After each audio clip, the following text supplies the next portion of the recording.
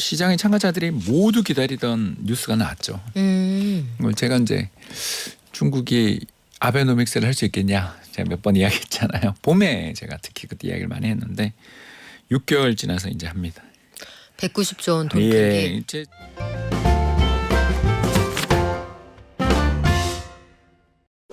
어떻게 이렇게 국내외 증시가 하루도 조용할 날이 없을 수가 있을까 싶은 그런 시점입니다. 피벗의 시대이기 때문이겠죠. 미국은 금리 내리고 중국은 190조 원 풀고 그래도 안 되면 뭔가 더 하겠다고 하고요. 여기다가 국내에서는 좀 아쉽긴 한데 밸류업 지수도 어쨌든 공개를 했습니다.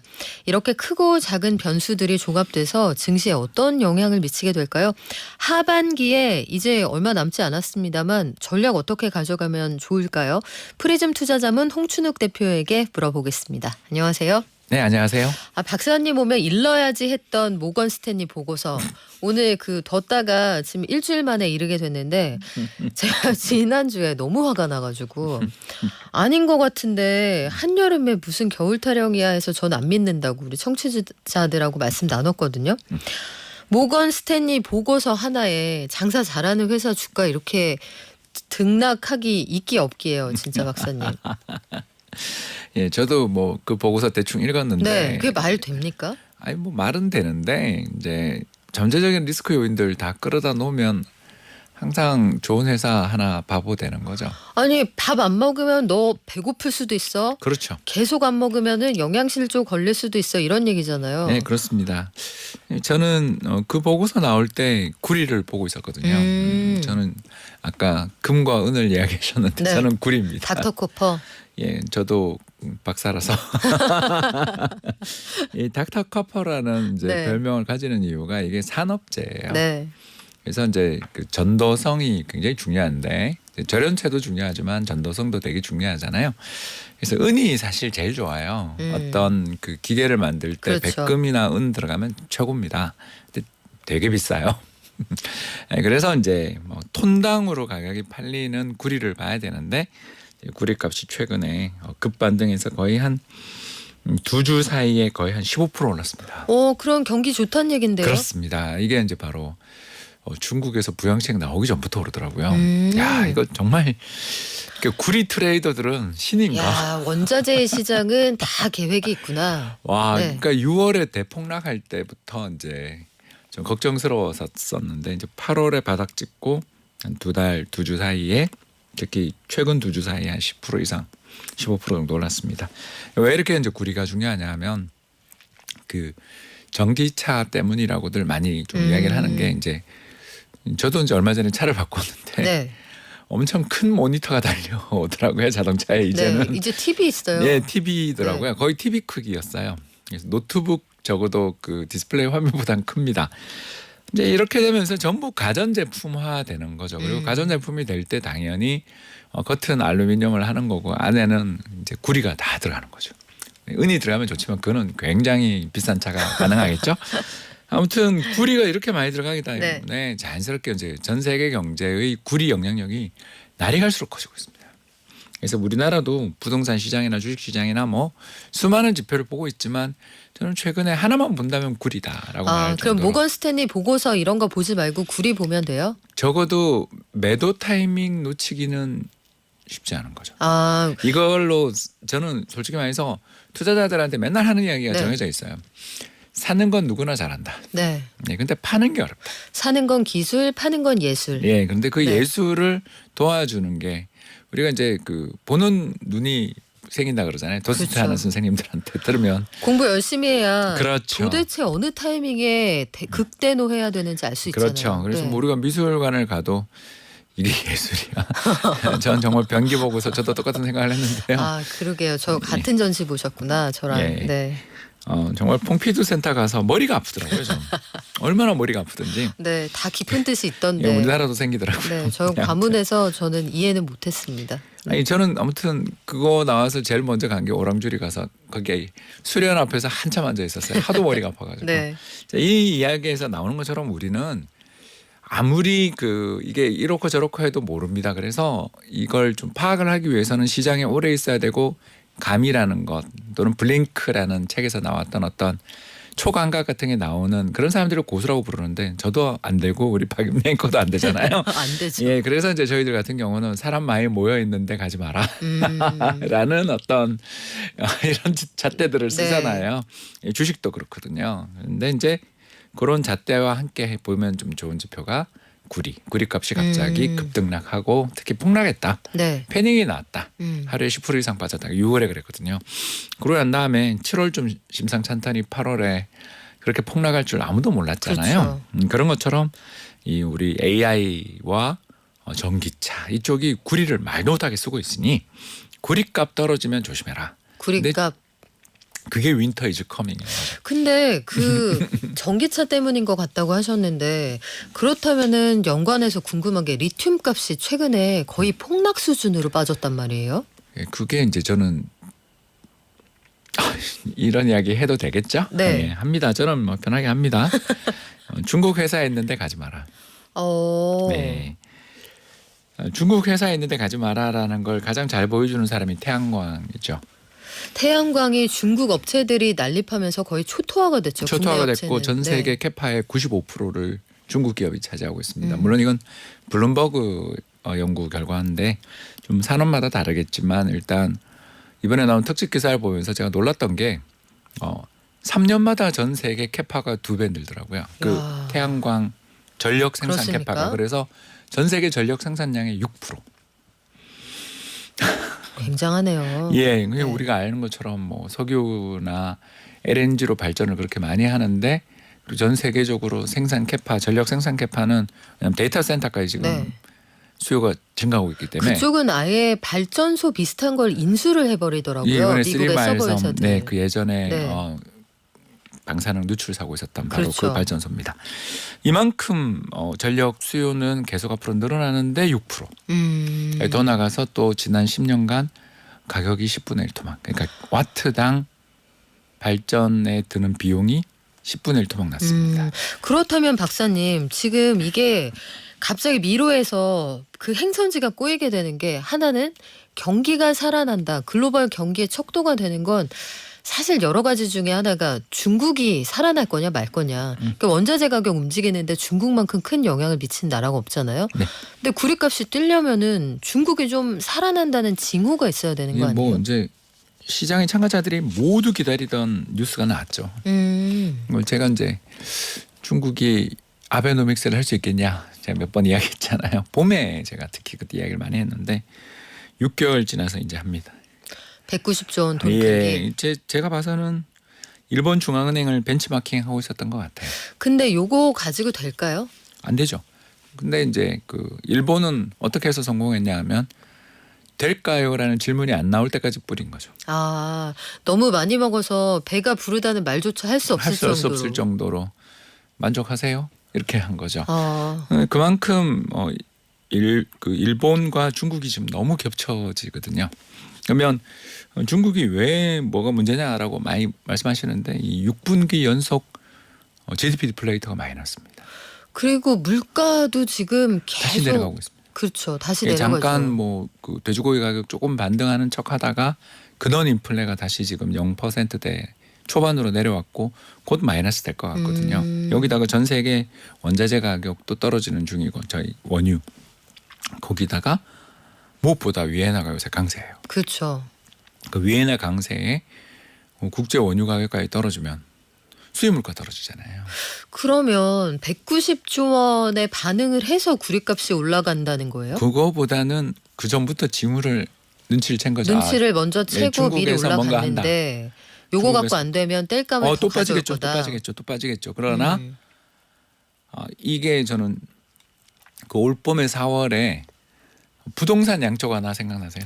생각납니다. 그 집 한 채 이상 못 사게 하다가 사도 돼. 돈 하면서 꺼줄게 하면서. 그리고 중앙은행이 그 금융기관들 PF 부동산 펀드에게 돈을 빌려주면서 그걸로 미분양 집을 사게 했던 거 기억나시죠? 그렇죠. 그리고 이구 환신도 있었고. 근데 그걸로 안 네. 된다라는 게 이제 6개월 지나서 확인이 거의 다 된 다음에 지금 9월 말이니까 전인대 때 있었던 뉴스였죠. 네. 6개월이 딱 지나서 이제 10월에 또 당 그 협의회 하잖아요.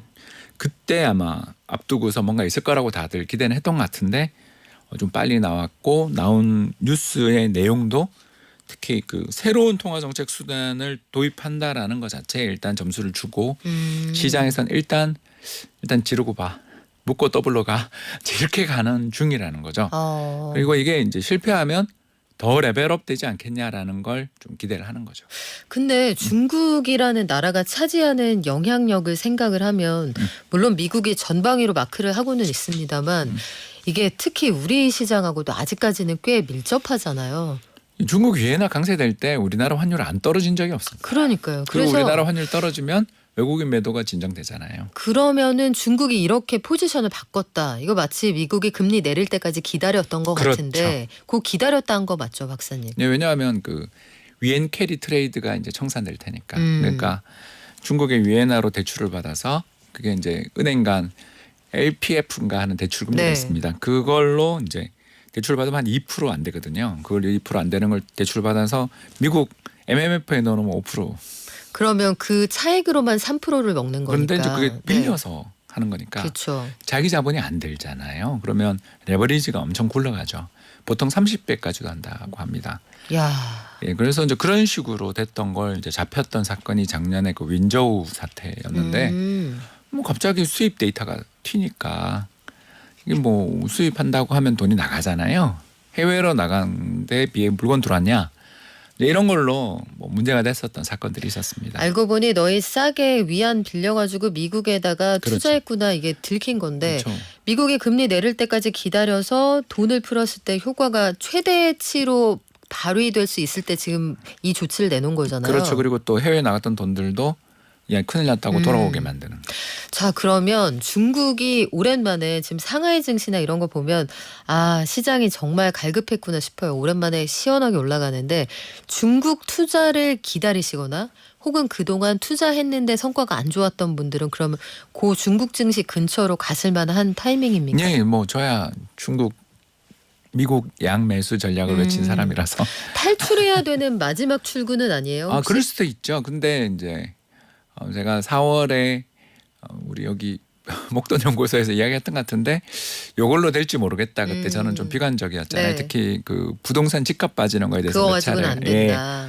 그러니까 전혀 효과가 없었어요. 그러면 이제 더 센 걸 하지 않으면 안 되는 거죠. 그러다가 일본처럼 해도 안 돼라는 자포자기가 되면 큰일 나는 거고 그게 30년 간 거잖아요. 근데 벌써 지금 중국이 사실은 잃어버린 10년이잖아요. 그렇죠. 2014, 15년 그 그림자 금융 때려잡다가 환투기 공격 들어오고 금융시장이 패닉으로 갔던 게 2016년 초 네. 그런 연쇄적인 사건들이 10년 전에 있었거든요. 예, 그때 맨날 국민연금에서 저는 중국 외환위기 가능성 대비 뭐 이런 보고서나 쓰고 있었거든요. 그만큼 심각했었어요. 근데 그게 그랬군요. 후유증들을 좀 회복시킬 수 있었을 때 2021년에 그놈의 이제 공동 부유 정책 쓰면서 공동부유, 부동산 레드라인을 박살내고 넘지 말아라. 예, 네. 부동산 박살내면서부터 이제 이렇게 디플레 스파이럴이 시작됐고 이 디플레 스파이럴을 제일 먼저 반영한 게 그 중국 증시여서 그래서 그 주가가 2019년 그러니까 코로나 이전으로 돌아간 세계 몇 안 되는 나라가 됐거든요. 그 어려운 일을 해냈는데 그 아까 말씀하셨잖아요. 국내장에서는 당분간 중국 근처 산업적으로 그쪽과 많이 엮인 쪽에 가지 마라. 그렇죠. 그 말씀을 해주셨는데 중국 증시 근처로 직접 투자하는 건 그건 괜찮다고요? 저는 뭐 약간은 하자. 그러니까 이제 포트폴리오를 저는 이제 그 포트폴리오 매니저 출신이잖아요. 그렇죠. 그걸 PM이라고 부르는데 저희들은 이런 거 볼 때마다 항상 하는 게 글로벌 자산 시장 포트폴리오를 짤 때 한국 10% 미국 80%를 했다. 예를 네. 들어서. 그래서 뭐 올해 돈 많이 벌었겠죠. 음. 그리고 10%는 중국 하자. 아. 예, 그러니까 이게 양매수라고 부르는 전략이죠. 미국이 전 세계 비중이 한 60% 되는데 그렇죠. 그걸 80까지 올리고 유럽이나 일본은 빼고 그 돈을 차라리 중국에 왜냐하면 저기는 한번 터질 때 세게 오르니까. 네. 그리고 리밸런싱 다시 비중 10%로 줄이면 되니까. 그런 식으로 대응하면 상당히 짭짤한 시장이다. 그러면 중국이 지금 단기간에 움직이니까 너무 길게 보고 가시는 건 안 되겠네요. 그거는 다음 정책을 또 봐야 되는 네. 그거는 희망 고문 당할 수 있으니까. 그래요. 그러니까 제가 작년 2차 전지 때 했던 이야기를 또 반복하는데 이게 너무너무 좋다라면 매도하라는 이야기는 안 하겠다. 그러나 내가 생각했던 포지션 비중이 네. 2배가 됐다. 예를 들어서 내 전체 자산에서 30%를 투자했는데 60%가 됐다면 30% 정도는 팔아서 다른 자산을 사도 내가 손해를 본 건 아니지 않냐. 그리고 이 비중은 계속 유지되는 거 아니냐. 왜 자꾸 불타기를 해야 되냐. 맞아요. 지금 네. 박사님 항상 말씀해 주시는 투자 전략이 달러 값이 많이 떨어졌어요. 그럼 달러를 사십시오. 그렇죠. 주가가 많이 빠졌어요. 그러면 주식을 사십시오. 이렇게 권해주시잖아요. 근데 미국에서 금리 내리고 지금 전 세계 중앙은행들 다 피봇하고 요때 맞춰서 중국 경기부양책 나오고 뭔가 거대한 흐름이 바뀌고 있는 와중인데 한국은행 금통위가 다음 달 11일 지금 얼마 안 남았습니다. 근데 지금 최근에 정부하고 한은에서 나오는 여러 가지 리포트나 내러티브를 보면 내려라 안 내리겠다 이게 명확하게 보이잖아요. 한은이 10월에 어떻게 할 거라고 보세요?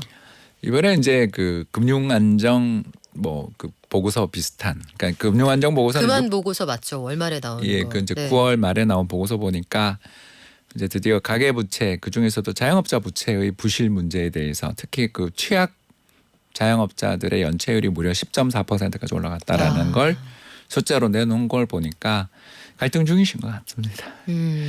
지지난주 방송에 와서는 그때 이제 중앙은행 보고서 가져와서 서울 아파트 버블이에요라는 보고서가 나와서 이거 내리기 싫어하는 것 싫어하는 같다고 게 하셨죠. 굉장히 강했는데 네. 이번에는 또 자영업자 부채 위험에 대해서 근데 연체율이 10%면 이거 진짜 위험한 거거든요.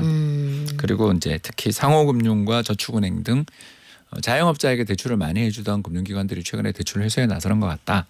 이런 이야기까지 있는 거 보면 한국은행도 부동산 PF 문제에서 시작된 이금융권의 네. 이제 문제들이 결국 가계대출 중에서도 전체 가계대출이 1,700조인데 그 중에 한 400조가 자영업자 가계부채거든요. 이제 거기로 옮겨 붙는 거 아니냐에 대해서 좀 걱정하는 태도도 있어서 일단 2주 전에 와서는 안 할 것 같은데요 했는데 이번 보고서 보니까 또 한 반반 봅니다. 그래요. 이게 총재님하고 금통위원들 사이에도 의견이 좀 다른 것 같은데. 아유 뭐 미연준도 그러는데. 그렇죠. 이번에 재밌더라고요. 그 수십 년 만에 반대표가 한 표 나왔다고 해서. 예전에 보험원 이사 쪽입니다. 그래요. 예, 근데 이번에 0.5%는 실수 같습니다. 실수 같다고요? 네. 그 얘기 말 나온 김에 조금 더 해볼까요? 0.5 잘랐는데. 방송의 방향이 달라지는 거 아닌가요? 아니 0.5 잘랐는데 11월에 또 0.5 자를 수 네. 있다는 얘기 또 나오잖아요. 저는 연준이 미스한 것 같습니다. 미스한 것 같다. 예. 연준 막 잘못하면 우리 또 이 역풍 맞으면 큰일 나는데 어떤 면이 잘못인지 설명을 좀 부탁드릴까요? 그러니까 간단하게 말해서 어젯밤에 나온 미국의 신규 실업수당 신청자 수 보면 연준이 틀린 거죠. 고용 괜찮았죠. 예, 너무 네. 잘 나왔죠. 이건 뭘 의미하냐면 실업률과 실업수당 신청자 수의 괴리는 결국 분모와 분자의 논쟁인데 네. 그 사람이 많이 잘려 실업률이 오른 게 아니었고 외국인 이민자들이 많이 어플라이를 들어오는 많이 바람에 했다. 네. 이민자들의 공급으로 인해서 불법 체류자 이민자들의 노동시장에 들어오는 데이터는 공개되지 않는 반면 영주권을 가지고 있는 사람들의 통계는 공개가 되니까 이 불법 체류자들이 들어와서 실제로 전체 시장의 고용은 늘었지만 영주권자들의 고용은 안 느는 것처럼 보이는 그런 착시를 불렀고 또 영주권자로 새로 편입되는 사람들조차 상대적으로 그 전에 있던 사람들에 비해서 실업률이 높잖아요. 이 영향을 이제 잭슨홀 컨퍼런스에서 파월 의장이 이야기를 했는데 그럼에도 불구하고 주가가 폭락하니까 시장이 안 믿어주니까. 안 믿어주니까 예방적 금리 인하를 했는데 하고 지금 2차례 연속으로 지난주 이번 네. 주 발표된 신규 실업수당 신청 건수가 너무 많이 드라마틱하게 감소한 걸 보면 이건 뭘 의미하냐면 그때 7월에 신규 실업수당 신청자 수 올라온 건 결국 허리케인 때문이었고 그 허리케인 끝나고 나고 이제 가을이 다가오면서부터 고용 시장이 엄청나게 좋다라는 걸 다 확인한 거죠. 그러면 연준이 알았다 오바했다는 얘긴데. 그러니까 오바. 주식 시장 네. 보고 해준 건데 어젯밤도 그렇고 그저께도 네. 그렇고 나스닥 중심으로 해서 다시 지금 불이 붙었잖아요. 그럼요, 박사님. 우리가 도달할 수 있는 결론이 이거 아니에요? 연준이 우리가 보기에는 데이터상으로 경기 꺾이는 것 같지 않은데 시장이 계속 안 믿어주니까 알았어. 0.5 내려줄게 하고 내렸단 말이에요. 그러니까 버릇없는 애를 만드는 중이죠. 그렇죠. 그 시장이 버릇이 없어졌어요. 하지만 어쨌든 시장은 원하는 거 얻었다고요. 그러면 원하는 조치를 해줬고 그 이상의 조치가 나왔으니까 증시에는 이게 달려갈 수 있는 땔감이 되는 거 아니에요? 그래서 아까 미국 오버웨이트 중국 매수. 그렇군요. 예, 그러니까 이제 저희들 PM들은 항상 이렇게 생각해요. 그렇다면 9월에 우리는 도대체 왜 시쳇말로 쫄았던 걸까요? 이제 그때 반도체 아까 그리고 이제 밸류업 김 빠진 거 네. 이런 게 이제 여기다가 긴 추석 연휴 왜냐하면 지난주까지 야. 쉬신 분들이 있었으니까 네. 그런 징크스들이 나와서 우리만 빠진 거죠. 그동안 쥐어뜯었던 내 머리카락은 누가 보상해주나 이런 생각이 들 정도인데 마지막으로 일본 얘기하면서 마무리를 좀 해볼게요. 일본 엔케리 트레이드 청산이 지난번처럼 우리가 속절없이 얻어맞는 상황은 아니겠지만 이게 현재 진행형이고 언젠가 금리 올려야 된다는 얘기는 계속 나오잖아요. 지금 일본의 엔케리 트레이드 청산 관련해서 또 한 번 크게 출렁일 가능성은 얼마나 됩니까? 있습니다. 일본 중앙은행이 9월 말에 얼마 지난주에 열렸던 금융정책위원회에서 또 인플레 이야기를 하더라고요. 그래서 이 사람들은 목수 같다. 이게 목수? 이제 아주 유명한 표현인데요. 예, 그 매슬로우의 욕구 5단계 개설 쓰신 네. 그분이 했던 이야기인데요. 어느 하나에만 집착하게 되면 모든 튀어나온 것은 못으로 보이면서 목수는 망치 들고 그럼 다 잘 집어넣는 두더지 같이 때려잡아야, 때려잡아야 되는 되는 거예요? 거고 일본 중앙은행은 인플레에 지금 신경이 곤두서 있는 상황이다 보니 모든 인플레 지문은 다 때려잡아야 되는 것처럼 행동하는. 그래서 이번에도 그 인플레 이야기를 하고 아직도 내년 그 춘투 5월에 열리는 네. 봄철에 정례 그 연봉 협상 회의를 춘투라고 부르는데 아직 6개월 이상 남았는데 그 이야기를 끌고 와서 내년에 인플레가 날 수 있으니 대비해야 된다라는 이야기를 하더라고요. 아니 저기 이제 가을인데요. 네, 정말 이상한 사람들이다. 특히 도쿄, 옆에 옆 나라는 예. 지금 중국이 얼마나 디플레를 수출하면서 우리만 해도 알리 테무 때문에 걱정하고 난리인데. 특히 이커머스 쪽에 위기 이야기까지 나오는 게 일본이라고 별로 다르진 않을 텐데 여기에 국제 유가가 저렇게 중동 지역에서 저 수많은 안 좋은 뉴스가 계속 나오는데도 유가가 한때 60불까지 갈 정도로 그러니까요. 약한데 근데 인플레 얘기를 나홀로 하고 있다. 일본은행이 눈치가 없는 걸까요? 일본 정가에서 이제 새 총리도 그 입각하고 나면 어떻게 반응이 나올지 지켜보겠습니다. 지금까지 프리즘 투자자문의 홍춘욱 대표와 함께했습니다. 고맙습니다. 감사합니다.